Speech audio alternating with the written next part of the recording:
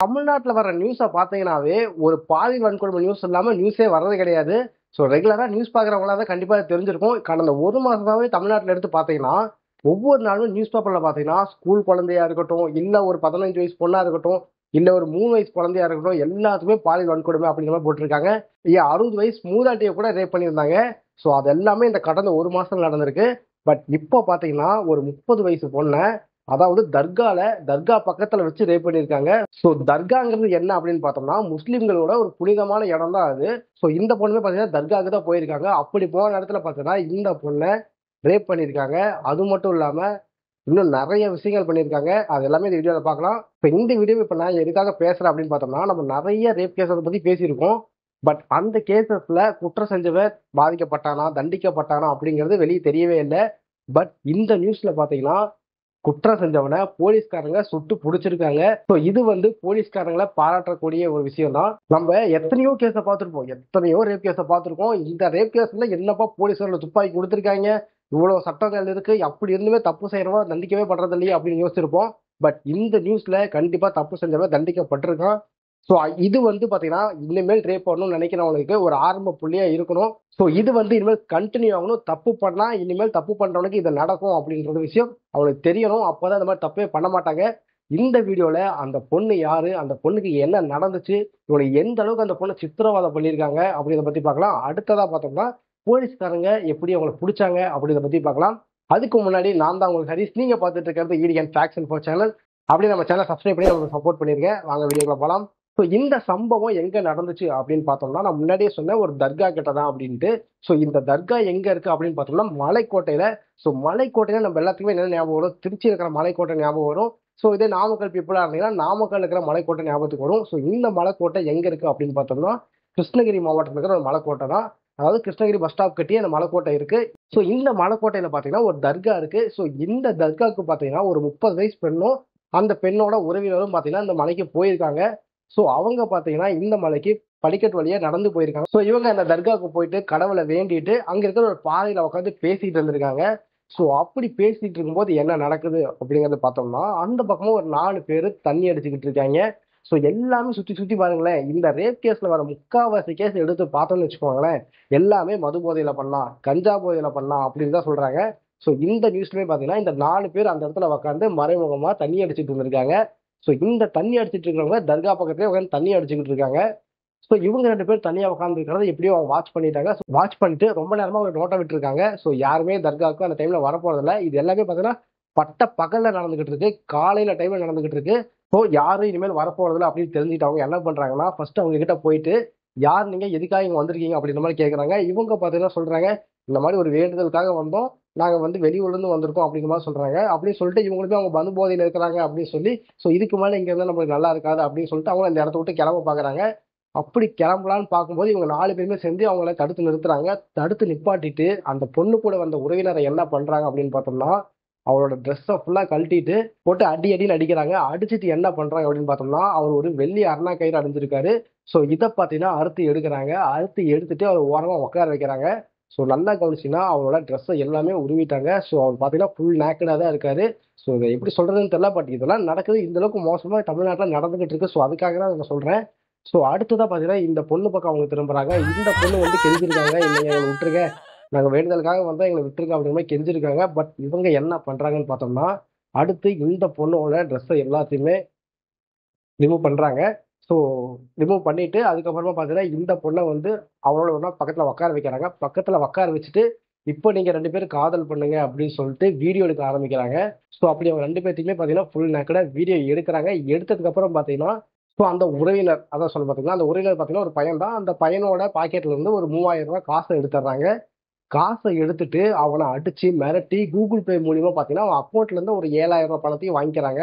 So வாங்கிட்டு என்ன பண்றாங்க அப்படின்னு பார்த்தோம்னா, அந்த பொண்ணுகிட்ட இருந்த அந்த தங்க கம்மல்லையுமே பிடுங்கிடுறாங்க. ஸோ பிடுங்கிட்டு அந்த 4 பேருமே பார்த்தீங்கன்னா அந்த பொண்ணை பாலியல் வன்கொடுமை பண்றாங்க. ஸோ பாலியல் வன்கொடுமை பண்ணும்போது பார்த்தீங்கன்னா அதையுமே வீடியோவா ரெக்கார்ட் பண்ணி வச்சிடுறாங்க. ஸோ வீடியோவை ரெக்கார்ட் பண்ணி வச்சுட்டு என்ன சொல்றாங்க அப்படின்னா, ஸோ இதை பார்த்தீங்கன்னா நாங்கள் நெட்ல ரிலீஸ் பண்ணிடுவோம், நீ வந்து போலீஸ்ட்ட கம்ப்ளைண்ட் பண்ணிடலாம் அப்படின்ற மாதிரி சொல்றாங்க. இவங்க கிட்ட இருந்து எவ்வளவு காசு இருக்கோ எல்லா காசுமே எடுத்துடுறாங்க. கூகுள் பே இருக்குது, கூகுள் பேல எடுத்துடுறாங்க. ஸோ உங்க பாக்கெட்ல எவ்வளவு இருக்குதோ அதையும் எடுத்துடுறாங்க. ஸோ ஸோ எடுத்துட்டு இவங்களையும் போட்டு அடிச்சிடுறாங்க. அடிச்சுட்டு இந்த பொண்ணை பாலியல் வன்கொடுமை பண்ணிட்டு ஸோ இந்த மாதிரி போலீஸ்ல கம்ப்ளைண்ட்டும் கொடுக்கக்கூடாது அப்படின்னு சொல்லி மிரட்டிட்டும் போயிடுறாங்க. ஸோ இது எல்லாமே எந்த டைம்ல நடக்குது அப்படின்னு பார்த்தோம்னா பகல் டைம்ல தான் நடந்துகிட்டு இருக்கு. சொல்லப்போனா ஒரு 10 மணி அந்த டைம்ல தான் நடந்துகிட்டு இருக்கு. ஸோ வெளியே எல்லாருமே நார்மலா வாழ்ந்துகிட்டு இருக்கோம் இந்த டைம்ல.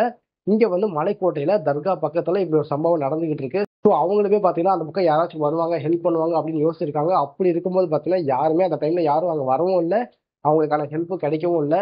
ஸோ இதை பார்த்தீங்கன்னா அவங்க சாதகமா யூஸ் பண்ணிட்டு அந்த 4 பேருமே அவங்க கிட்ட எவ்வளவு அட்வான்டேஜ் எடுக்க முடியுமோ, எவ்வளவு பணத்தை உருவ முடியுமோ அவ்வளவு உருவிருக்காங்க. ஸோ இதெல்லாமே பார்த்தீங்கன்னா மது போதையில பண்ணியிருக்காங்க. அடுத்ததா பார்த்தீங்கன்னா இது எல்லாமே மிரட்டிட்டாங்க. ஸோ வீடியோஸ் ரெக்கார்ட் பண்ணி வச்சுட்டாங்க. இதுக்கு மேலே நீங்கள் ஏதாச்சும் சொன்னீங்கன்னா நான் வந்து இந்த வீடியோஸ் வந்து நெட்ல விட்டுருவேன் அப்படின்னு மிரட்டிட்டு அவங்க வேக்கில் கிளம்பி போயிட்டாங்க. ஸோ அவங்க மலையிலேருந்து கீழே இறங்கி ஆளுக்கு தனித்தனியாக ஒரு வண்டி எடுத்துட்டு போயிருக்காங்க. அது எல்லாமே சிசிடிவி ஃபுட்டேஜில் ரெக்கார்ட் ஆயிருக்கு. ஸோ அடுத்ததா பார்த்தீங்கன்னா இவங்களுக்கும் என்ன பண்றதுன்னு தெரியல. சரின்ட்டு மலையை விட்டு கீழே இறங்கி வராங்க. இறங்கி வந்துட்டு அங்க இருக்க ஒரு சிலர்கிட்ட சொல்றாங்க, இந்த மாதிரி எங்களை தர்கா கிட்ட வச்சு இப்படி பண்ணிட்டாங்க அப்படின்னு சொல்லி புலம்பியிருக்காங்க. புலம்பிட்டு அவங்களுக்கு ஒரு பயம் வந்திருக்கு. ஐயோ இது வேற நம்ம வெளியே சொன்னா நம்மளோட வீடியோஸ் எல்லாமே பார்த்தீங்கன்னா நெட்ல விட்டுருவேன் அப்படின்னு சொல்றாங்களே, நாம எதுக்காக இதை போய் போலீஸ்ல சொல்லிட்டு இவங்க கிட்ட சொல்லிக்கிட்டு அப்படின்னு சொல்லிட்டு அவங்களுமே வேற வழியே இல்லாம கிளம்பி போயிடுறாங்க. ஸோ கிளம்பி போனதுக்கு அப்புறம் இவங்க வந்து ஒரு சில பேர்கிட்ட சொன்னாங்க பாத்தீங்களா, இந்த விஷயம் எப்படியோ போலீஸ்காரங்க காதுல விழுவுது. ஸோ இந்த இடத்துல போலீஸ்காரங்களை நம்ம கண்டிப்பா பாராட்டியே ஆகணும். நம்ம போலீஸ் ஸ்டேஷன்ல பாருங்களேன், நம்ம போய் கேஸ் கொடுக்க போனாலும் இதெல்லாம் ஏப்பா வந்து கொடுக்குறீங்க அப்படின்ற மாதிரி கேஸை வாங்குறது கிடையாது. பட் இவங்க வந்து காதால் ஒரு செய்தி கேட்டிருக்காங்க. ஸோ அந்த செய்தி வந்து உண்மையா பொய்யா அப்படின்னு அனலைஸ் பண்றதுக்காக இனிமேல் இப்படி ஒரு விஷயம் யாருக்கும் நடக்கக்கூடாது அப்படின்னு அந்த இடத்துல போலீஸ் யோசிச்சிருக்காங்க. ஸோ யோசிச்சு என்ன பண்ணிருக்காங்கன்னு பார்த்தோம்னா, இவங்க சொன்ன அந்த டைம்ல அந்த தேதியில ஸோ இது எல்லாமே பார்த்தீங்கன்னா 19ஆம் தேதி நடந்திருக்கு. இந்த மந்தோட 19ஆம் தேதி. ஸோ அந்த டைம்ல என்னென்ன செல்போன் டவர்ஸ் அந்த பக்கம் வந்திருக்கு அப்படின்ற மாதிரி செக் பண்ணியிருக்காங்க. அப்படி செக் பண்ணும்போது பார்த்தீங்கன்னா அந்த தப்பு பண்ண 4 பேர்த்தோட செல்போன் டவர் கிடைச்சிருக்கு. வந்த 2 பேர்த்தோட செல்போன் டவர் கிடைச்சிருக்கு. ஸோ போலீஸ் வந்து ஒருத்தர் கேஸ் கொடுக்காம யார் மேலேயும் போய் ஆக்ஷன் எடுக்க முடியாது. ஸோ அதனால என்ன பண்றாங்க அப்படின்னு பார்த்தோம்னா, ஃபர்ஸ்ட் அந்த பாதிக்கப்பட்ட 2 பேரோட வீட்டுக்கும் போறாங்க. ஸோ அவங்களோட சொந்த ஊர் என்ன அப்படின்னு பார்த்தோம்னா திருப்பத்தூர் தான். ஸோ அங்க போயிட்டு அவங்க கிட்ட ஒரு கம்ப்ளைண்ட் வாங்குறாங்க. ஸோ கம்ப்ளைண்ட் வாங்கிட்டு டைரக்டா இங்க கிருஷ்ணகிரி வராங்க. ஸோ அந்த செல்போன் டவர் இருக்கிற 4 பேருமே எங்க இருக்காங்க அப்படின்னு சொல்லி செக் பண்ணிட்டாங்க. ஸோ செக் பண்ணிட்டு அரெஸ்ட் பண்ண போறாங்க. அப்படி போகும்போது பாத்தீங்கன்னா முதல்ல 2 பேர் அரெஸ்ட் பண்றாங்க.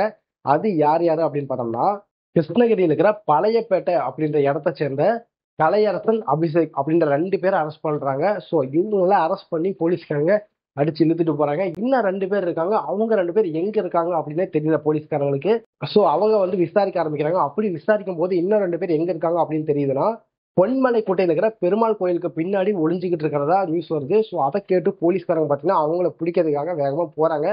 அப்படி போகும்போது பாத்தீங்கன்னா அந்த இடத்துல 2 பேர் இருக்காங்க, சுரேஷ், நாராயணன். இவங்க 2 பேர் தான் பாத்தீங்கன்னா மெயினான குற்றவாளி. ஸோ இவங்க 2 பேருமே அங்க ஒளிஞ்சுக்கிட்டு இருக்காங்க. ஸோ இவங்க 2 பேரும் போலீஸ்காரங்க வரதை பார்த்தோன்னே குமார் அப்படின்ற போலீஸ்காரங்க மேல கத்தியால தாக்குதல் நடத்துறாங்க. ஸோ இதனால பாத்தீங்கன்னா போலீஸ்காரங்க துப்பாக்கியை வானத்தை நோக்கி சுட்டு எச்சரிச்சிருக்காங்க, ஒழுங்கா சரணடைஞ்சிருங்க இல்லைன்னா உங்களை சுட்டு பிடிக்கிற மாதிரி வந்துடும் அப்படின்ற மாதிரி சொல்லியிருக்காங்க. பட் இதுக்கும் அவங்க மசியாம மறுபடியும் கத்தி எடுத்து தாக்க வந்திருக்காங்க. அப்படி வரும்போது பாத்தீங்கன்னா சுரேஷ் அப்படிங்கிறவனை பாத்தீங்கன்னா அவரோட ரைட் கால்லேயே சுட்டிருக்காங்க, ரைட் முட்டிலேயே சுட்டிருக்காங்க. அடுத்ததா நாராயணன் அப்படின்றவன் போலீஸ்காரங்க சுட்டதை பார்த்து பயந்து ஓடி இருக்கான். ஓடும்போது பாத்தீங்கன்னா கீழே விழுந்து ரைட் கால் உடஞ்சிருக்கு. மாவு கட்டு போட்டாங்க. ஸோ மாவு கட்டு போலீஸ்காரங்க போட்டாங்கன்னாவே அது வந்து அவனா விழுந்ததா இல்ல போலீஸ்காரங்க விழ வச்சதால வந்ததா அப்படிங்கிறது நம்மளுக்கே தெரியும். ஸோ இந்த விஷயம் பார்த்தீங்கன்னா போலீஸ்காரங்க அவனை சுட்டு பிடிச்சது அந்த ஊர்ல இருக்கிற மக்களுக்கு ஒரு தைரியத்தை கொடுத்துருக்கேன் அப்படின்னு தான் சொல்லலாம். ஸோ 4 பேருமே இப்போ அரெஸ்ட் பண்ணிட்டாங்க. அரெஸ்ட் பண்ணதுக்கு அப்புறம் தான் தெரியுது இவங்க 4 பேர் மேல ஆல்ரெடி ஏகப்பட்ட வழக்கு இருக்கு அப்படின்ட்டு. ஸோ இவங்களாம் இதே வேலையா தான் இருக்கிறானுங்க போல. ஸோ இந்த விஷயத்துல போலீஸ்காரங்க தன் காதுல கேட்ட செய்திக்காக இந்த அளவுக்கு இறங்கி போய் இனிமேல் இந்த விஷயம் யாருக்கும் நடக்கக்கூடாது அப்படின்னு நினைச்சு அந்த 4 பேர்த்த அரெஸ்ட் பண்ணது கண்டிப்பா பாராட்டக்கூடிய விஷயம் தான். ஸோ இந்த மாதிரியே ஒவ்வொரு போலீஸுமே நடக்கிற ஒவ்வொரு பிரச்சனைக்குமே ஒரு ஆக்ஷன் எடுக்க ஆரம்பிச்சாங்க அப்படின்னா கண்டிப்பா தப்பு பண்றவன் யோசிக்க தான் செய்வான். இப்பெல்லாம் பாத்தீங்கன்னா தப்பு செஞ்சாலுமே காசு கொடுத்தா வெளியே வந்துடலாம் அப்படின்ற மைண்ட்ல தான் எவ்வளவு தப்பு நடக்குது. அது மட்டும் இல்லாம மது போதை அப்படின்ற ஒரு விஷயத்தினாலதான் இவ்வளவு தப்பு நடந்துட்டு இருக்கு. ஸோ எல்லா தப்பும் மது போதைன்னு சொல்ல முடியாது. ஒரு 100 தப்பு நடக்குதுன்னா அதுல ஒரு 50 தப்பு பாத்தீங்கன்னா மது போதையில பண்றதுனாலதான் இருக்கு. ஸோ இந்த பெண்களுக்கு எதிரான பாலியல் வன்கொடுமைகள்லாம் எதனால நடக்குது? திரும்ப திரும்ப தமிழ்நாட்டில் நடந்துகிட்டே தான் இருக்கு. ஆனா 100 கேஸ் வந்தா அதுல ஏதோ 5 பேர் தான் தண்டிக்கப்படுறாங்க. மிச்சம் இருக்கிறவங்க எல்லாம் பாத்தீங்கன்னா எல்லாருமே வெளியே வந்துடுறாங்க. ஸோ இதெல்லாம் எதனால நினைக்கிறீங்க? இன்னும் தமிழ்நாட்டுல எந்த மாதிரியான திட்டங்கள் வந்தா, சட்டங்கள் வந்தா இந்த மாதிரியான பெண்களுக்கு எதிரான வன்கொடுமைகள்லாம் குறையறதுக்கான வாய்ப்பு இருக்கு அப்படின்னு நினைக்கிறீங்க? நம்மளால வந்து இனிமேல் எந்த ஒரு பெண்களுக்கோ கொடுமை நடந்துடக்கூடாது. ஸோ நம்மளால எந்த ஒரு பிரச்சனையும் யாருக்கும் வந்துடக்கூடாது. அப்படி நம்மள மாத்திக்க ஆரம்பிச்சோம்னாவே மற்ற இடத்துல இருக்கிற எல்லா விஷயமும் மாற ஆரம்பிக்கும். அது மட்டும் இல்லாம வேற யாராச்சும் தப்பு பண்றாங்க அப்படின்னு தெரிஞ்சா தைரியமா கேட்கணும். ஸோ தைரியமா கேட்க ஆரம்பிச்சோம் அப்படின்னா தான், ஸோ இன்னொருத்த வந்து தப்பு பண்றான் அப்படின்னு பக்கத்துல ஒரு தைரியமா கேட்கறான் அப்படின்னா, நாம தப்பு பண்ணா இன்னொருத்த வந்து கேட்பான் அப்படின்ற மைண்ட் செட் வரும். அப்படி வரும்போது தான் பார்த்தோம்னா ஒவ்வொருத்தரும் பப்ளிக் பிளேஸ்ல தப்பு செய்யறதுக்கு பயப்படுவான்.